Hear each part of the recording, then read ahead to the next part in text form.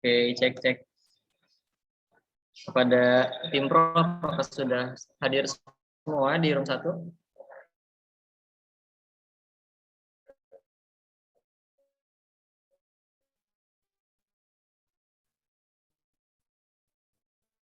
Sebentar. Oke. Mizura, kenapa, Kang? Sudah, Kang? Udah, Kang, udah masuk. Oh, udah masuk, alhamdulillah. Untuk tim kontra, apakah sudah ada di dalam ruang Zoom ini? Iya, hadir. Oke, baik.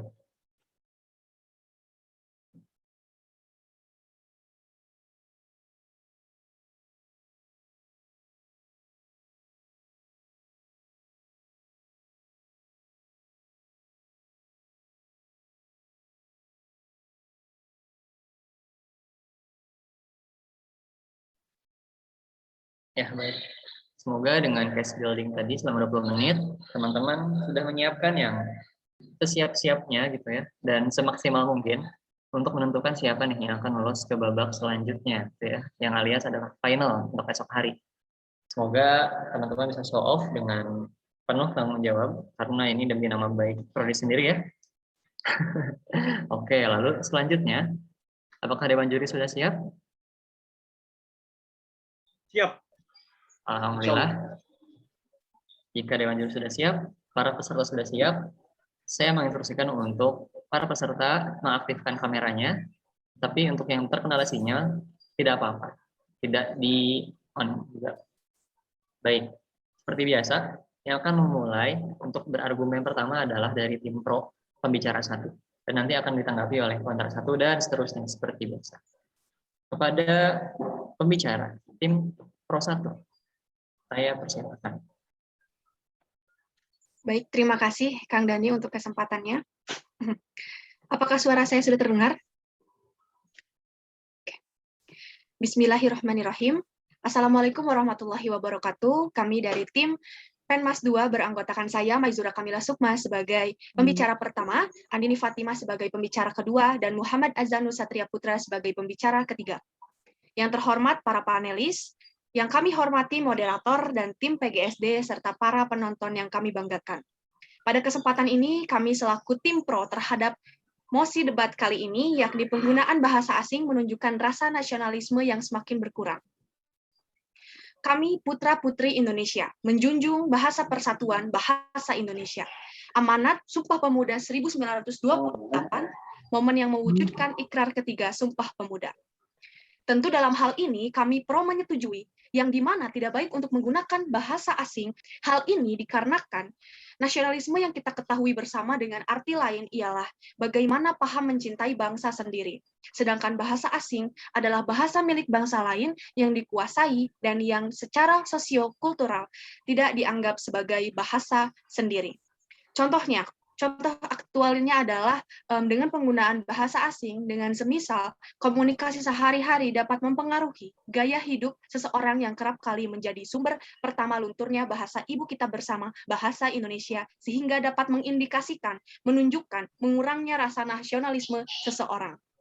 Bagaimana jika kita lihat ke belakang bersama sejak dahulu, kala para berjuang untuk dapat menggunakan bahasa Indonesia untuk menjadi bahasa nasional. Di tengah-tengah menurut data Badan Bahasa Kemendikbudristek, Indonesia memiliki sekiranya 718 bahasa yang tersebar dari Sabang sampai Merauke. Bayangkan betapa kuat dan semangatnya para pejuang kita terdahulu untuk menyatu padukan bahasa persatuan bahasa Indonesia agar dapat digunakan sebagai bahasa pemersatu bangsa. Lalu satu pertanyaan, kita sebagai orang sendiri saja apa sudah mampu untuk menggunakan bahasa Indonesia dengan baik dan benar? Apa kabarnya dengan rasa nasionalisme yang telah kita pupuk sejak kecil? Sedang kini penggunaan bahasa asing terus merajalela hingga seolah kami menganggap kuat bahwa penggunaan bahasa asing menjadi satu dasar yang fundamental dapat menjadi langkah utama menghilangkan jati diri bangsa, lalu melemahkan semangat kebangsaan dan dianggap sebagai pengkhianatan terhadap semangat Sumpah Pemuda dan tidak menghargai jasa para pahlawan yang dahulu memperjuangkan bahasa Indonesia. Sedangkan secara formal sampai saat ini bahasa Indonesia mempunyai 4 kedudukan di Indonesia, yaitu sebagai bahasa persatuan, bahasa nasional, bahasa negara, dan bahasa resmi. Dalam perkembangannya yang lebih lanjut kini, bahasa Indonesia berhasil menduduki diri sebagai bahasa budaya dan bahasa ilmu. Bahkan, secara resmi Undang-Undang Dasar Negara Republik Indonesia tahun 1945 serta Undang-Undang Nomor 24 Tahun 2009 tentang bendera, bahasa, dan lambang negara, serta lagu kebangsaan, namun saat ini kita kurang dimartabatkan di negara kita sendiri. Lalu hal itu tampak dalam penggunaan bahasa Indonesia yang pada papan-papan nama gedung, bangunan, pencakar langit, bahkan papan petunjuk dan iklan di ruang publik yang nyaris tergeser oleh bahasa lain atau penggunaan bahasa asing. Kini tampaknya amanat dari Sumpah Pemuda, Undang-Undang Dasar maupun undang-undang terkait bahasa Indonesia kian ditinggalkan dan tidak terlalu dihormati seperti pada masanya. Seperti halnya kenyataannya kini 30% daripada total penduduk Indonesia, yaitu anak sebagai pelajar, yang banyak diantaranya berkomunikasi dengan bahasa asing, seperti halnya bahasa Jepang, Cina, Inggris, Korea, dan sebagainya. Lantas apa kabar dengan Indonesia di masa yang akan datang 15 hingga 30 tahun ke depan? Apakah bahasa persatuan, bahasa kita, bahasa perjuangan bangsa Indonesia masih berdiri? Seperti istilah bangsa Indonesia adalah raksasa kekuatan dunia yang sedang tertidur. Istilah tersebut menyadarkan bahwa bagaimana besarnya pengaruhnya Indonesia ketika sudah terbangun. Maka kami dengan lantang setuju jika penggunaan bahasa asing menunjukkan rasa nasionalisme yang semakin berkurang. Terima kasih. Wassalamualaikum warahmatullahi wabarakatuh. Waalaikumsalam warahmatullahi wabarakatuh. Terima kasih pada pembicara satu dari tim Pro. Selanjutnya akan dilanjutkan oleh pembicara satu dari tim Kontra. Dipersilakan. Baik, terima kasih. Assalamualaikum warahmatullahi wabarakatuh. Selamat siang, salam sejahtera bagi kita semua. Dewan juri yang saya hormati, tim lawan yang saya banggakan, serta para hadirin yang saya cintai.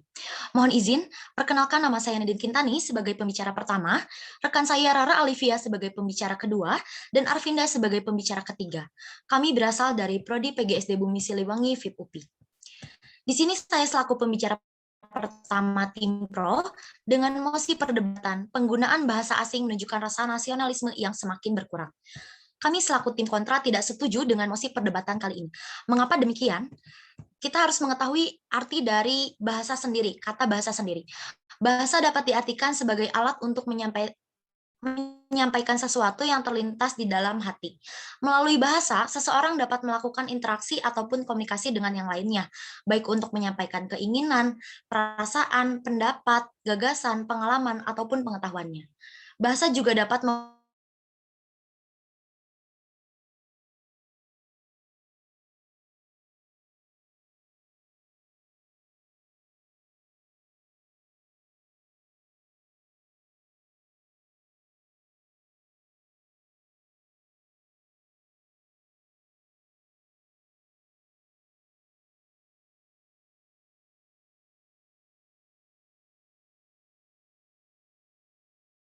1940 bukan hanya dilihat dari bahasa saja, melainkan ada beberapa indikator nasionalisme yang dikemukakan oleh Kementerian PPK. Penggunaan bahasa asing dalam kehidupan sehari-hari itu jelas tidak akan menghilangkan rasa cinta seseorang terhadap negaranya. Justru dengan kita menggunakan bahasa asing akan menambah pengetahuan dan kosakatanya. Dapat dibayangkan apabila tidak ada rakyat Indonesia satupun yang menguasai bahasa asing dalam komunikasinya sehari-hari demi membuktikan bahwa dia cinta tanah air, maka rakyat Indonesia tidak bisa bersaing dalam era globalisasi saat ini. Para pendiri bangsa seperti Insinyur Soekarno dan Bung Hatta pun mempunyai kemampuan berbahasa asing yang mumpuni.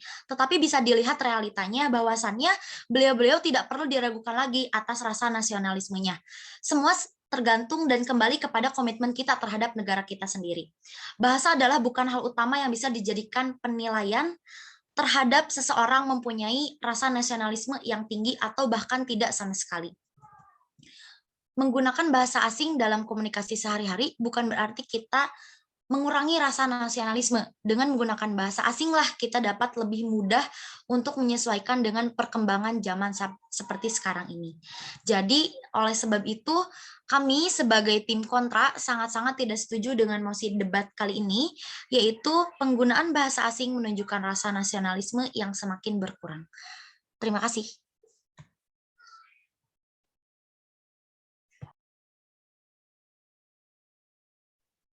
Ya, baik. Terima kasih pada pembicara 1 dari tim kontra. Selanjutnya akan dilanjutkan oleh pembicara 2 dari tim pro. Dipersilakan. Baik, terima kasih. Yang terhormat para panelis yang kami hormati, moderator dan tim kontra, serta para penonton yang saya banggakan. Kementerian Pendidikan dan Kebudayaan mengajak seluruh gubernur dan bupati wali kota seluruh Indonesia menggunakan bahasa Indonesia, sebab kondisi penggunaan bahasa Indonesia saat ini cukup mencemaskan. Hal tersebut tampak pada papan nama gedung bangunan, papan petunjuk, kain rentang, dan iklan di ruang publik yang nyaris tergeser oleh penggunaan bahasa Indonesia. Bahasa asing. Para pejuang untuk menggunakan bahasa Indonesia hingga menjadi bahasa nasional. Penggunaan bahasa Indonesia berarti memiliki jiwa nasionalisme yang tinggi kepada Negara Kesatuan Republik Indonesia melalui bahasa Indonesia. Berbahasa satu bangsa Indonesia adalah janji dan komitmen seluruh rakyat Indonesia. Hal itu, penerbitan bahasa Indonesia bertujuan agar pergerakan persatuan anak Indonesia akan bertambah keras dan cepat untuk mencapai kemerdekaan. Bahasa asing tersebut menurut KBBI adalah bahasa milik bangsa lain yang dikuasai biasanya melalui pendidikan formal dan secara sosiokultural, tidak dianggap sebagai bahasa sendiri. Bahasa Indonesia berasal dari bahasa Melayu, sebuah bahasa Austronesia yang digunakan di Nusantara kemungkinan sejak abad-abad awal penanggapan modern. Bahasa Indonesia disebut dengan istilah Melayu pasar. Mengapa penjajah dulu membuat bahasa Indonesia sendiri? Karena agar negara kita itu mempunyai khas sendiri, yaitu bahasa Indonesia. Bahasa Indonesia adalah bahasa komunikasi kita. Komunikasi itu sendiri adalah proses sosial yang erat kaitannya dengan aktivitas manusia, serta syarat akan pesan maupun perilaku. Dan sebagai makhluk hidup adalah makhluk sosial yang perlu berkomunikasi. Jika tidak memakai bahasa Indonesia, kita berkomunikasi dengan apa? Apakah berkomunikasi dengan batu seperti zaman dahulu kah? Nah, dan bahasa Indonesia adalah bahasa kita sendiri untuk berkomunikasi. Mulai dari kita lahir itu kita biasanya lingkungannya tuh sudah banyaknya memakai bahasa Indonesia. Jangan sampai memakai bahasa asing agar terlihat keren. Seperti ada halnya orang tua yang mengajarkan anaknya dari lahir untuk berbahasa asing agar terlihat keren. Dan pada zaman sekarang, orang-orang selalu merasa bangga berbahasa asing sehingga melalaikan bahasa. Interupsi. Apakah dipersilahkan? Baik, terima kasih untuk tim pro. Dewan juri yang terhormat, perlu kita ketahui tadi tim pro mengatakan bahwa makhluk hidup perlu berkomunikasi, yaitu dengan bahasa Indonesia. Makhluk hidup itu tidak hanya orang Indonesia. Makhluk hidup itu, kita di negara internasional pun itu semua makhluk hidup. Jadi bukan hanya orang Indonesia yang termasuk makhluk hidup. Menurut kami, untuk bisa dan landasan apa yang melatar belakangi bahwa penggunaan bahasa asing menunjukkan rasa nasionalisme yang semakin berkurang. Terima kasih. Baik, apakah saya lanjut instruksi juga? Baik, kita kembali lagi ke mosi, yaitu penggunaan bahasa asing menunjukkan rasa nasionalisme yang semakin berkurang. Maksudnya itu, bahasa Indonesia berasal dari bahasa Melayu, berkomunikasi di warga Indonesia. Emang, bahasa Indonesia itu adalah bahasa yang ada dari penjajah dari dulu. Mengapa penjajah itu menerbitkan bahasa Indonesia bertujuan agar menggerakkan persatuan anak Indonesia akan bertambah keras dan cepat.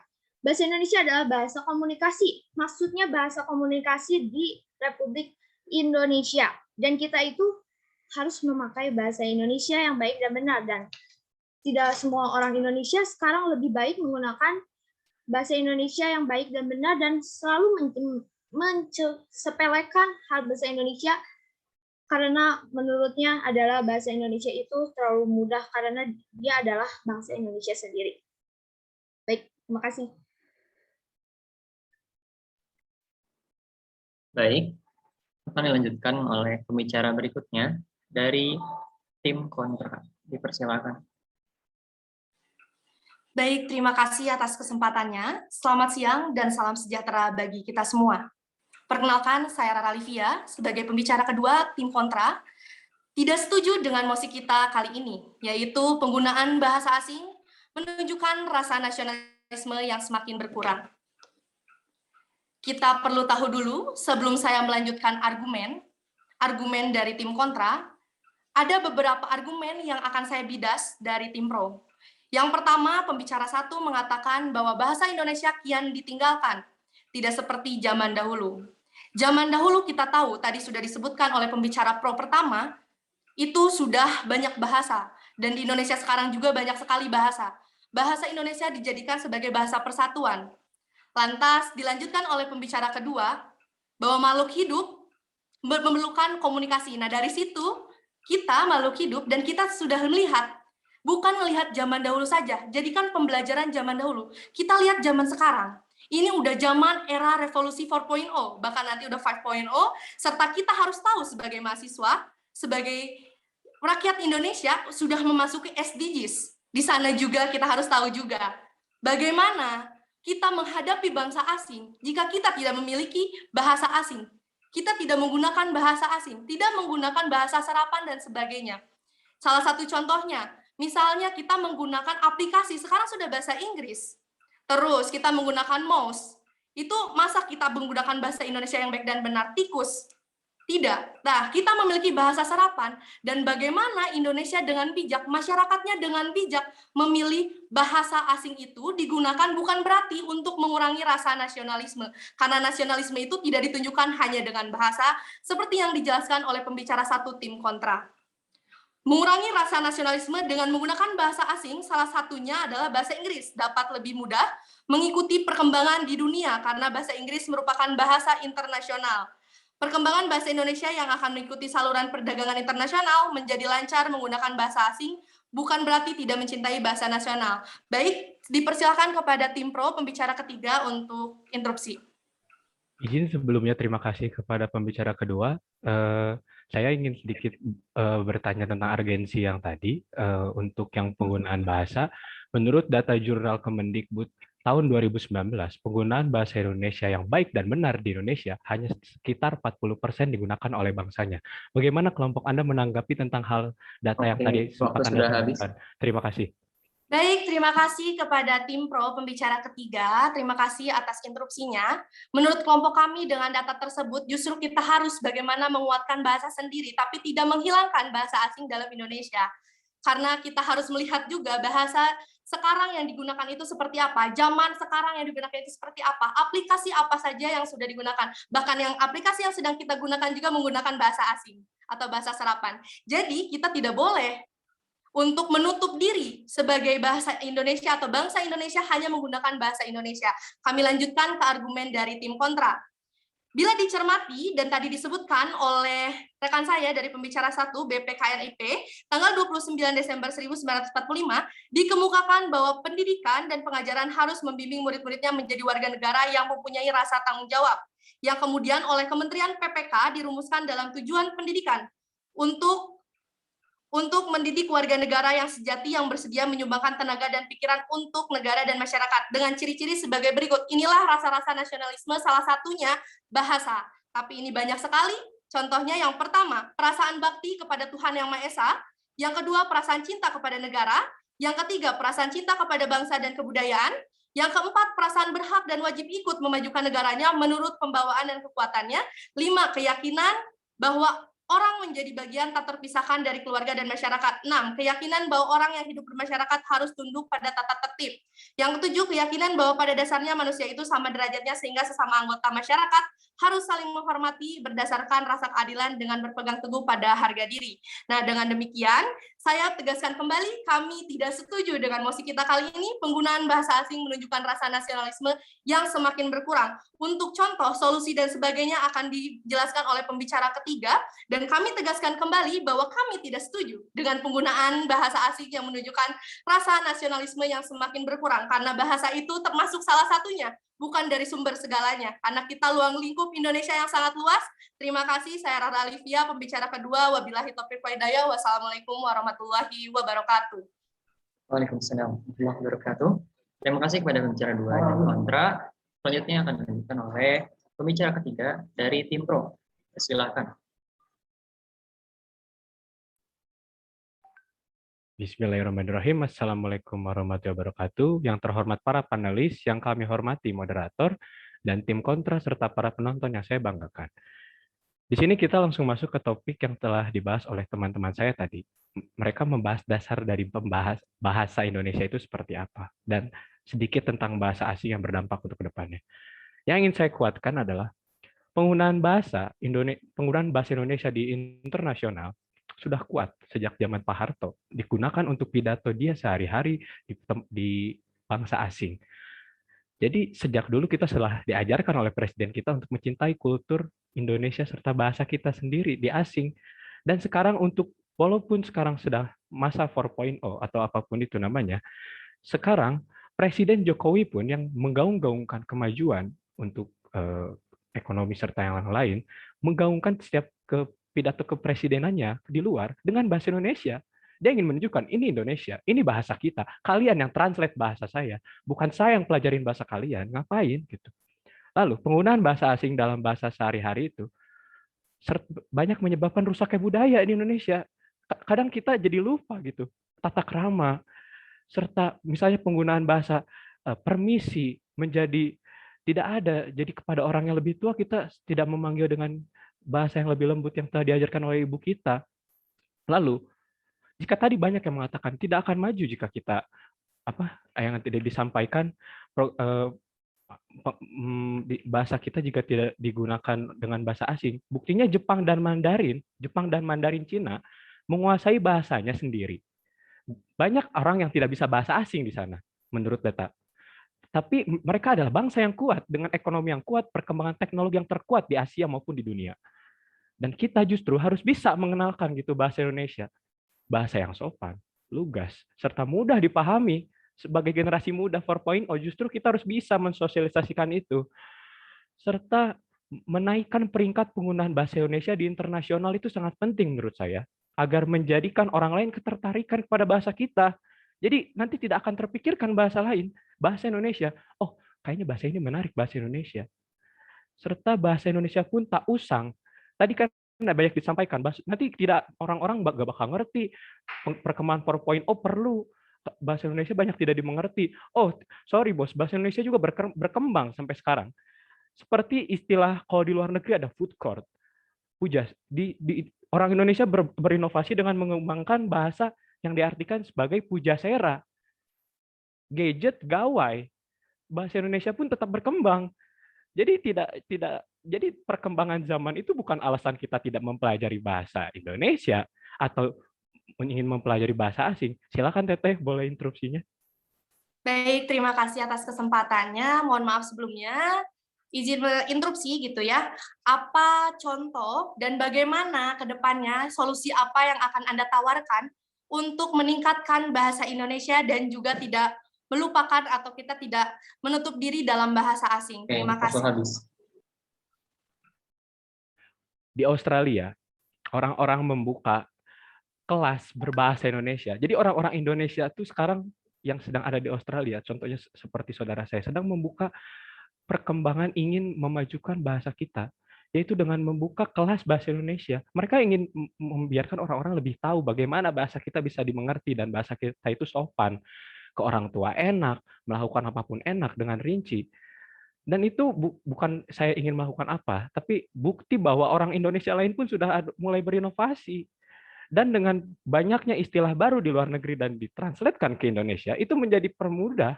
Jadi tidak ada misalnya orang lain ngomong apa, kita tidak mengerti.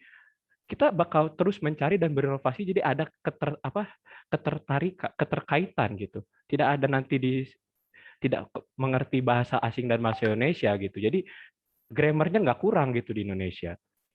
Nah, balik lagi gitu, untuk menyangga itu sempat ada yang program-program gitu, program-program pembahasan, program-program yang tadi sempat diobrolkan oleh pembicara ke satu, yang ada program asing itu, program asing yang harus menggunakan bahasa asing itu menurut saya tidak bagus gitu, tidak bisa diikuti oleh semua orang. Jadi memang untuk mengembangkan bahasa itu tidak bisa gitu orang-orang bisa ikut program itu, semua kalangan, orang miskin atau orang yang kurang mampu. Mungkin sekian dari saya. Assalamualaikum warahmatullahi wabarakatuh. Apakah boleh izin menambahkan, moderator? Tidak, ya, tidak bisa.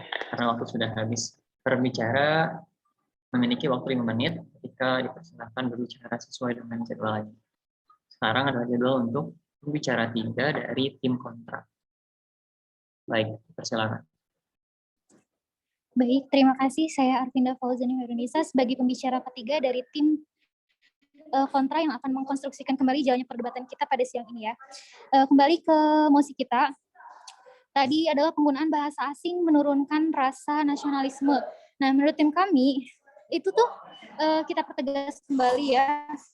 Sebelumnya mohon maaf bila berisik ya, karena saya sedang ada di di rumah sakit. Jadi kembali kami pertegas bahwa kami tidak sepakat, kami tidak setuju dengan mosi tersebut. Mengapa? Karena seperti yang dijelaskan pada pembicara pertama tadi. Nah, jadi fungsi bahasa itu adalah sebagai alat komunikasi dan bukan merupakan indikator dari rasa nasionalisme suatu bangsa ya, seperti itu. Nah, setelah dijelaskan juga tadi oleh pembicara satu bahwa dalam BPKNIP tanggal 29 Desember 1945 di situ ada tidak ada spesifikasi penilaian indikator nasionalisme lewat bahasa gitu. Bahkan ada pun beberapa indikator lainnya, kebanyakan dari indikator lainnya, cinta tanah air itu tidak hanya diekspresikan melalui bahasa saja, tapi kita juga bisa dengan mengenalkan budaya gitu. Nah, dari mengenalkan budaya itu kita bisa pergi ke dunia luar atau bisa pergi ke negara lain gitu. Kita mengenalkannya budaya-budaya Indonesia gitu dengan bahasa pengantar internasional yang telah disepakati oleh warga internasional di seluruh dunia gitu ya, yaitu bahasa Inggris. Nah, seperti halnya contohnya seperti Cinta Laura, Agnes Monica, terus ada juga kalau di zaman dahulu Bapak B.J. Habibie itu juga kan membawa nama baik bangsa Indonesia itu dengan menggunakan bahasa asing juga, tapi bukan berarti kita melupakan bahasa sendiri atau bahasa Indonesia gitu ya. Jadi kembali lagi kepada topik penguatnya bahwa penggunaan bahasa asing itu bukanlah suatu indikator menurunnya rasa nasionalisme ya gitu. Lalu dari contoh yang tadi, nah solusinya kalau jika dari tim kontra pentingnya kita lebih terhadap menanamkan sikapnya kepada anak-anak dari mulai dini gitu ya, memperkenalkan dengan budaya lain, karena dari situ mereka akan tumbuh sikap saling menghargai. Jadi jika anak atau kita sebagai warga Indonesia sudah ditanamkan rasa saling menghargai, berarti bahasa bukanlah menjadi hambatan atau indikator paten gitu ya dari rasa nasionalisme yang berkurang gitu, seperti itu. Lalu izin interupsi boleh? Ya, silakan. Baik, tadi saya ingin sedikit interupsi perkembangan zaman ya, tadi bahasa membawa tokoh seperti Cinta Laura dan B.J. Habibie di zaman yang dahulu. Perlu diingat karena ketidakmampuan mereka takutnya berbahasa asing. Kalau sekarang ada Google Translate, mereka bisa lebih ngerti kita. Kita ngomong bahasa Indonesia, mereka translate. Waktu habis. Mereka yang ngertiin kita. Terima kasih, moderator. Iya, kembali saya perkuat ya bahwa sebagai bentuk salah satunya dari KBBI pun terus berinovasi, terus berkembang, membuat kata serapan. Nah, kata serapan menurut Anda itu dari mana? Kan itu juga ada beberapa kata yang diambil dari bahasa-bahasa asing gitu. Tapi dijadikan juga kata serapan untuk bahasa Indonesia. Jadi kita kembali tidak bisa menutup diri dari bahasa asing gitu. Seperti itu. Mungkin sekian dari saya. Terima kasih. Wassalamualaikum warahmatullahi wabarakatuh. Waalaikumsalam warahmatullahi wabarakatuh. Sekarang lanjutkan kepada pembicara penyimpul dari tim kontra. Dipersilakan. Baik, terima kasih Dewan Juri yang terhormat, moderator, dan juga panitia yang sudah mempersilahkan kami, dan ini adalah kesempatan kami untuk menyimpulkan apa yang sudah kami sampaikan dari pembicara pertama, kedua, dan juga ketiga. Terima kasih juga kepada tim pro yang sudah menyampaikan argumennya yang sangat luar biasa, namun kami perlu jelaskan bahwa kami tetap tidak setuju dengan penggunaan bahasa asing menunjukkan rasa nasionalisme yang semakin berkurang. Mengapa? Karena kita tadi sudah dibahas oleh pembicara pertama, pembicara kedua, dan pembicara ketiga. Fungsi bahasa adalah alat komunikasi. Dalam BPKNIP 29 Desember 1945, tidak hanya dari bahasa saja untuk rasa nasionalisme, tadi juga disebutkan oleh pembicara ketiga, bahwa banyak cara, dan pembicara kedua juga menjelaskan banyak cara untuk mencintai bangsanya sendiri. Contohnya dengan kebudayaan, tadi sudah disampaikan juga dengan contoh-contoh tokoh-tokoh yang ada gitu, untuk menjelaskan bagaimana rasa kita, nasionalisme kita untuk bangsa Indonesia itu sendiri. Jadi, kita kembali lagi kepada mosi bahwa penggunaan bahasa asing menunjukkan rasa nasionalisme yang semakin berkurang. Kita tidak bisa sebagai bangsa Indonesia menutup diri dari bahasa asing, karena dalam KBBI juga memiliki banyak serapan-serapan dari bahasa asing dan penggunaannya juga sangat banyak sekali. Jadi kami tetap tidak setuju dengan penggunaan bahasa asing menunjukkan rasa nasionalisme yang semakin berkurang. Dengan perkembangan zaman sekarang, kita juga perlu melihat, anak-anak juga perlu tahu, bukan berarti sikap kita nih, yang perlu digarisbawahi tadi kata pembicara ketiga, sikap kita. Bukan berarti apa yang kita gunakan, tapi sikap kita, bagaimana rasa kita mencintai bangsa kita sendiri. Tidak hanya melalui bahasa, banyak sekali rasa cinta kita terhadap tanah air Indonesia ini. Terima kasih, kami dari tim kontra menjelaskan kembali bahwa kami tidak setuju bahwa penggunaan bahasa asing menunjukkan rasa nasionalisme yang semakin berkurang. Wabillahi taufiq wal hidayah. Wassalamualaikum warahmatullahi wabarakatuh. Waalaikumsalam warahmatullahi wabarakatuh. Sekarang dipersilahkan kepada pembicara penyimpul dari tim pro. Baik, terima kasih kepada moderator. Saya yang terhormat para panelis yang kami hormati, moderator dan tim kontra, serta penonton yang saya banggakan. Kesimpulan yang dapat saya simpulkan, sudah terlihat jelas di undang-undang serta saat pembangunan. Ya, izin interupsi. Boleh, silakan. Mohon maaf. Untuk pembicara penyimpul tidak boleh pembicara ketiga ya, Kang. Jadi antara pembicara satu atau pembicara dua. Sudah dibahas ketika di teknik planting juga. Baik, dilanjutkan dengan saya, moderator, para panelis, dan rekan-rekan semua. Mohon maaf tadi mungkin kami ada keliru tadi dari pembicara ketiga. Maka lanjut. Jadi yang dapat kami simpulkan ialah kami memang sangat amat menyetujui bagaimana penggunaan bahasa asing ini menjadi indikasi untuk menunjukkan rasa nasionalisme yang semakin berkurang.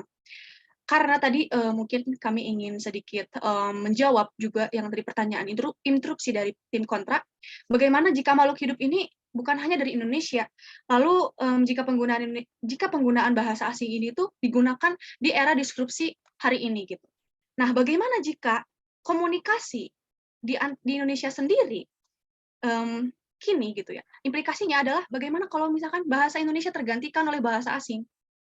Bagaimana jika terdapat nih tanggung jawab kita semua sebagai warga masyarakat Indonesia, tanggung jawab terhadap kebudayaan yang ada, di mana berasal dari bahasa kita sendiri, yang haruslah kita lestarikan.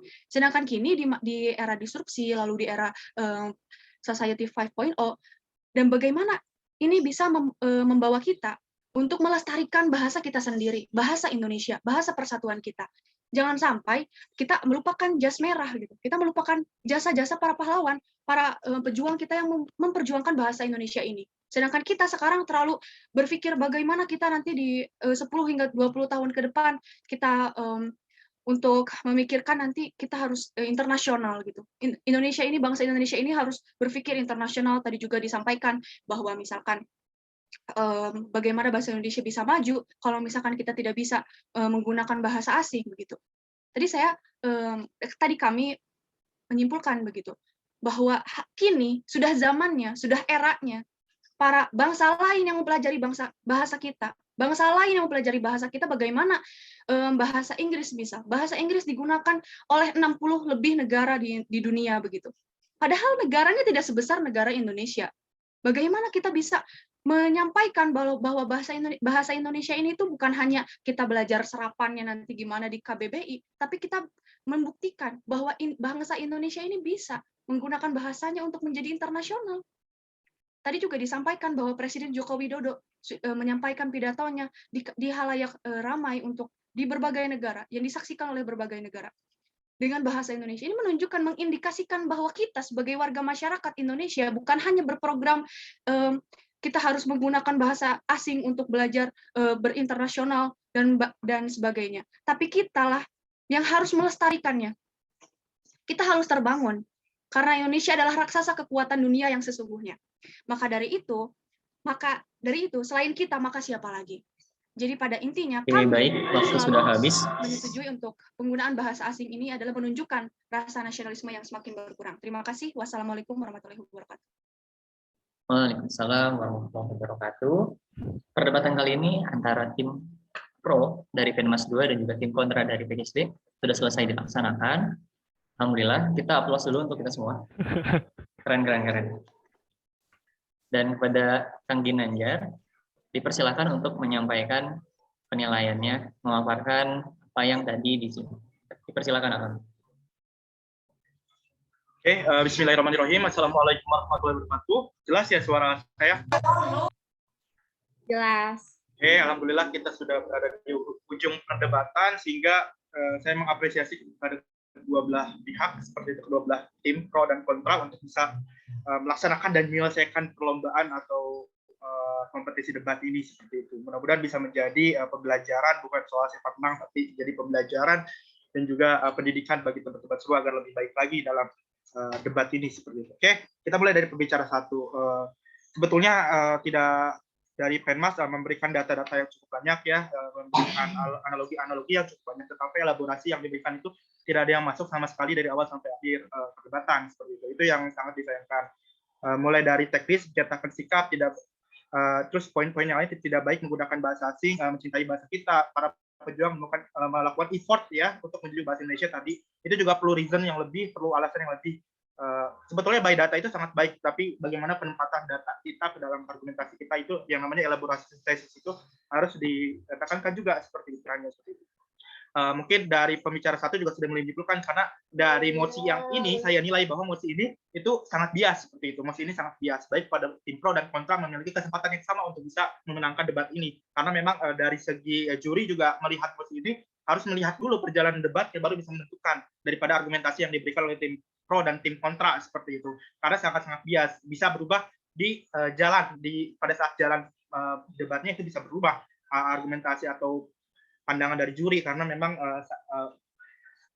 ini adalah merupakan salah satu mosi yang sebetulnya kalau dilihat dengan kasat mata itu mudah, tetapi kita perlu mereasoning atau kita perlu memberikan suatu gambaran terhadap pembahasannya, malah seperti itu. Bukan lagi kita kan kalau misalkan mosi yang lain mungkin lebih kepada analisis kan, dalam kita menemukan kelemahan-kelemahan. Kalau ini karena mosinya sangat-sangat simpel seperti itu dan bias, mungkin ini juga akan memberikan suatu gambaran yang lain dari setiap tim seperti itu.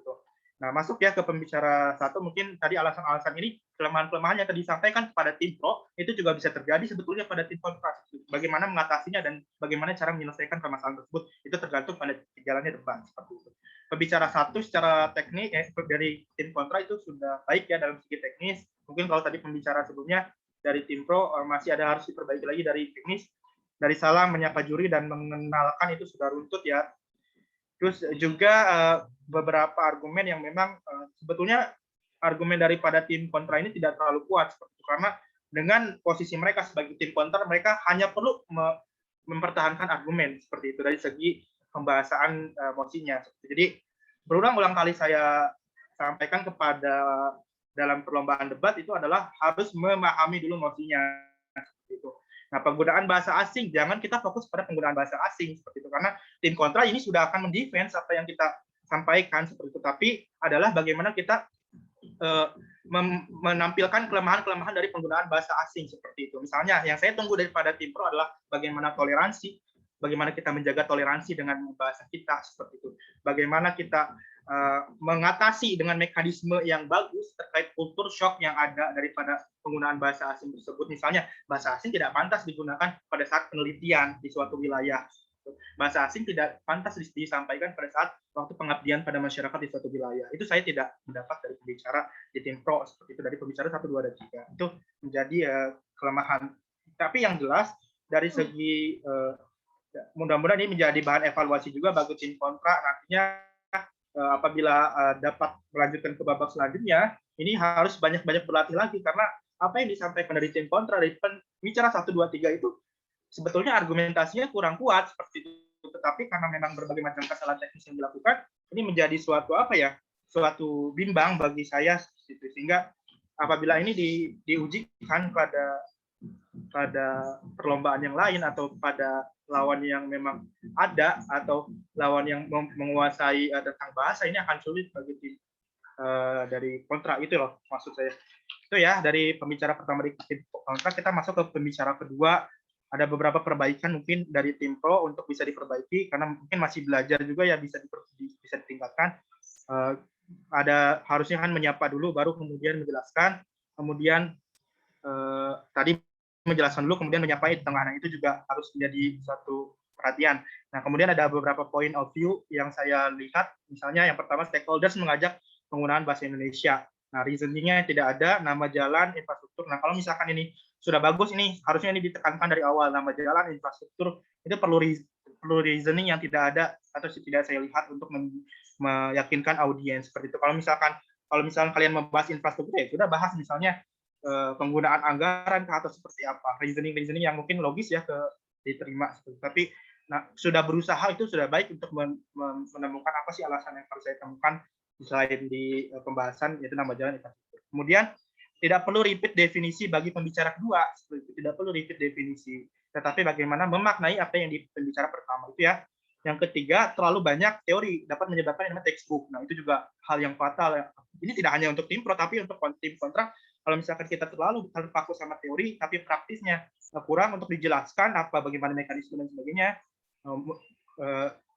Kebetulan kalian mendapatkan mosi yang memang kalian hanya defense daripada pendapat itu kebetulan saja, tetapi kan banyaknya mosi yang menginginkan mekanisme yang khusus seperti itu. Ini juga akan menjadi perbaikan untuk tim kontra. Ingin terlihat keren tadi kan sudah disebutkan oleh tim pro, ingin terlihat keren. Nah, reasoningnya juga tidak terlihat oleh saya dan tidak tertangkap oleh logika saya. Ingin terlihat kerennya itu apa mekanismenya dan sebagainya. Karena untuk tugas dari tim pro untuk mosi ini adalah untuk memberikan mekanisme dan solusi untuk melindungi kita dari bahayanya intoleransi dalam berbahasa. Itu ya. Kemudian kontra yang pembicara kedua. Ya, jadi ini sedikit-sedikit saja. Yang pertama poinnya sudah jelas ya, teknis dari tim kontra sudah di luar kepala mungkin ya. Jadi sudah tidak perlu dikoreksi. Kemudian poin-poin of view daripada substansinya menyebutkan bahwa zaman era modern atau globalisasi ini sedikit bermain ya daripada tim kontra. Nah, ini juga sebetulnya bermain ini merupakan hal yang harus dikurangi daripada pembicara kontra kalau misalkan maju ke babak selanjutnya. Seperti itu, karena kalau misalkan lagi-lagi pembicara yang menguasai literatur reviewnya bagus dan menguasai pembahasannya bagus, dia bisa menemukan alasan untuk bisa membidas argumennya dengan sangat sadis seperti itu ya, sehingga ya kurang-kurangilah.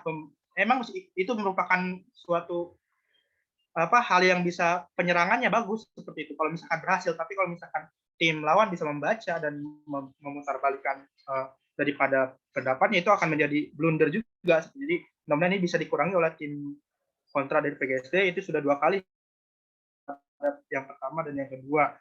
Jangan sampai memancing atau daripada lawan yang untuk menunjukkan substansi yang seperti menanyakan zaman era modern atau globalisasi, kan kalian tinggal defense, nggak perlu sebetulnya menyebutkan ini ada solusi, itu memang solusi. Nah, itu yang harus disampaikan oleh pembicara pro gitu. Jadi kalau misalkan pembicara pro bisa menganalisis dan bisa melakukan counter attack, ini bisa sangat berbahaya menurut saya. Kemudian adaptasi di era modern, menegaskan konsep dan misinterpretasi. Nah, ini yang perlu dipertahankan seperti jadi ada keberhasilan untuk menegaskan konsep dan misinterpretasi daripada tim kontra, sehingga tujuan bahwa tadi menyatakan tujuan bahwa tidak menghilangkan yang namanya nasionalisme. Ini lagi-lagi dijelaskan bahwa mereka mampu menjawab bahwa kekhawatiran dari tim pro. Kemudian di pembicara ketiga sedikit ya catatannya, salam sudah betul dari pembicara tim pro, kemudian melakukan bahasa Indonesia, melakukan menilik historis ya daripada penggunaan bahasa Indonesia menurut ahli-ahli atau menurut historia atau Insinyur Soekarno tadi sempat disebut, itu sebenarnya tidak perlu, karena yang kita berbicara di sini adalah intoleransi dalam berbahasa. Seharusnya itu tidak memberikan poin juga terhadap bilang menarik historis itu, yang tadi Insinyur Soekarno menggunakan bahasa di zaman sekarang. Mungkin itu yang harus jadi pelajaran adalah intoleransi itu sendiri, menurut saya seperti itu. Tidak memahami fungsi budaya. Nah, ini juga harusnya menjadi key point bagi teman-teman tim pro. Tidak memahami fungsi budaya, reasoningnya sama tidak ada. Kemudian jawaban interupsi, tadi kan ada interupsi ya dari tim kontra juga, bahwa apa contoh bagaimana solusi yang ditawarkan mekanisme. Nah, ini sebetulnya kesempatan bagi tim pro, tetapi lagi-lagi tidak menjawab seperti itu sama sekali. Apa contoh bagaimana solusi yang ditawarkan mekanisme? Nah, tidak menjawab interupsinya, membenarkan kursus, tadi kan dijawabnya membuka kursus, inovasi. Harusnya muncul mekanisme di sini, maksudnya membuka kursus ya. Kita zaman sekarang juga banyak membuka kursus seperti itu. Harusnya inovasi, kalau misalnya ada inovasi apa mekanismenya? Nah, saya juga tidak terpikir sebetulnya, tapi yang jelas itu bisa menjadi gambaran. Harusnya ada reasoning dari setiap analisis yang teman-teman lakukan dalam pembicaraannya, seperti itu maksud saya. Kemudian pembicara ketiga tim kontra ini hanya tinggal melengkapi sebelum melakukan konstruksi pemikiran, tidak perlu reasoning. Melakukan konstruksi pemikiran kembali dijelaskan. Nah, ini juga ada yang salah dari tim kontra pembicara ketiga. Harusnya tidak perlu reasoning di luar substansi atau keadaan kita mandiri atau hujan atau ada badai segala macam di rumah sakit, itu tidak perlu seperti itu. Nah, itu kalau di tingkat nasional akan menjadi minus point ya bagi kita semua, kemudian jadi pembelajaran. Kemudian mereview definisi atau fungsi bahasa, itu sudah bagus, lagi-lagi dilakukan bahwa menegaskan tujuan dan lain sebagainya. Munculnya budaya, penguatan budaya dengan bahasa Inggris. Nah, solusi intoleransi diberikan, perbaiki sedikit interpretasinya, bahwa toleransi itu adalah bagaimana kita mengenalkan budaya-budaya kita di luar, bukan orang luar yang malah mengenali budaya kita sendiri. Tadi sedikit misinterpretasi dalam pembahasannya, tetapi itu mungkin karena memang gugup atau seperti apa, saya yakin. Tapi maksudnya lebih ke intoleransi itu sudah diberikan oleh pembicara tim kontra. Tinggal diperbaiki interpretasinya, jangan sampai gugup ya. Kemudian penguatan argumen atau penguat pembicara 1 dan 2 itu sudah dilakukan. Penyimpul. Nah, ini banyak koreksi ya bagi tim pro khususnya. Kita bahas tim kontra dulu. Yang pertama, tinggal menyimpulkan sebetulnya tim kontra menghargai lawan. Kemudian tadi ada beberapa menghargai lawan debat, bahwa mengapresiasi itu juga nilai plus bagi juri, biasanya tingkat nasional. Seperti misalkan, terima kasih pada pendapatnya dari tim pro, kami sebagai tim kontra, sebagai lawan, kami sebagai lawan menghargai pendapatnya, sangat keren atau sangat bagus, juga merupakan nilai plus di dalam toleransi debat. Mereview fungsi dan tujuan, mereview contoh sudah dilakukan, mereview cara cukup lengkap menyimpul tim kontra, saya acungi jempol. Mereview cara untuk mengimplementasi positif dari bahasa itu dijelaskan juga sampai seperti itu. Menegaskan dan menyatakan sikap nasionalisme tidak selalu melalui bahasa, itu juga sudah cukup lengkap. Nah, tim pro yang harus diperbaiki ke depannya apabila berkesempatan di tim penyimpul menyatakan kesimpulan.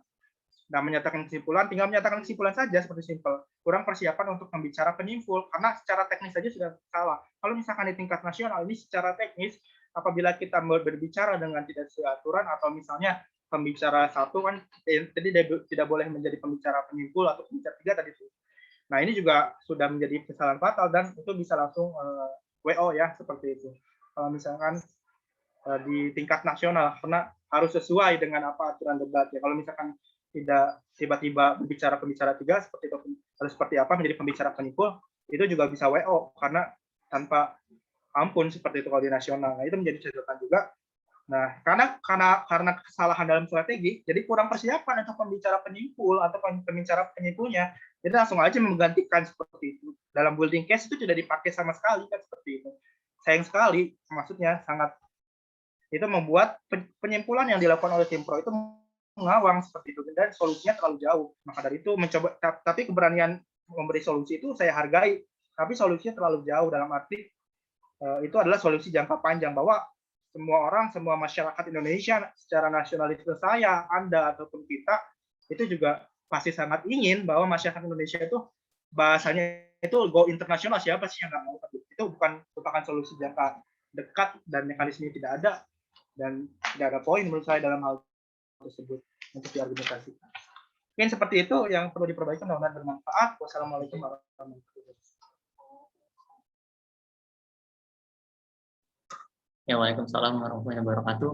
Terima kasih Dewan Juri yang terhormat atas ulasannya kepada tim kontrol dan juga tim kontra. Semoga beberapa saran yang disampaikan oleh Kang Ginan bisa untuk menjadi sebuah perbaikan atau langkah awal untuk memulai sebuah hal yang baru. Misalkan teman-teman ingin mengikuti lomba debat yang tingkat seterusnya gitu ya, itu bisa jadi perbaikan. Gitu.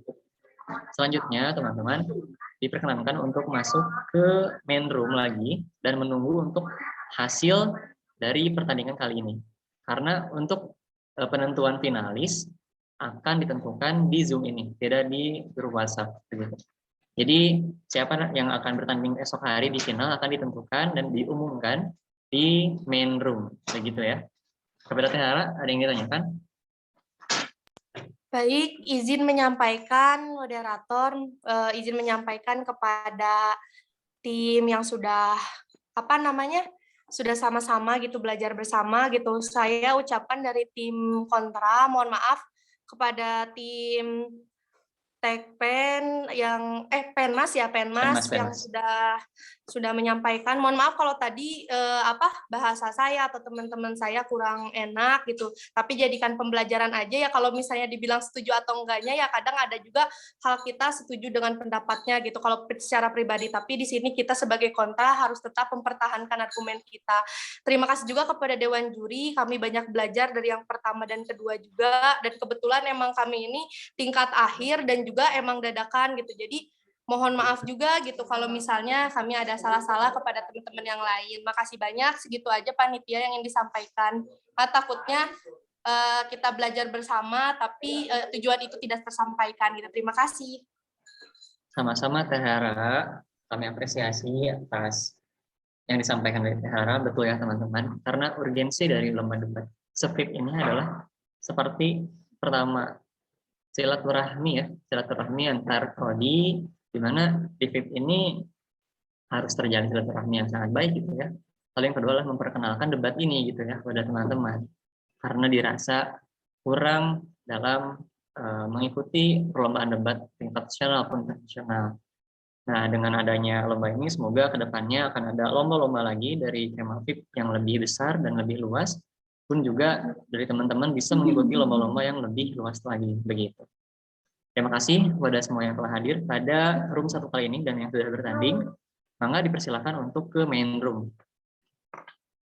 Assalamualaikum warahmatullahi wabarakatuh. Atur nuhun semuanya.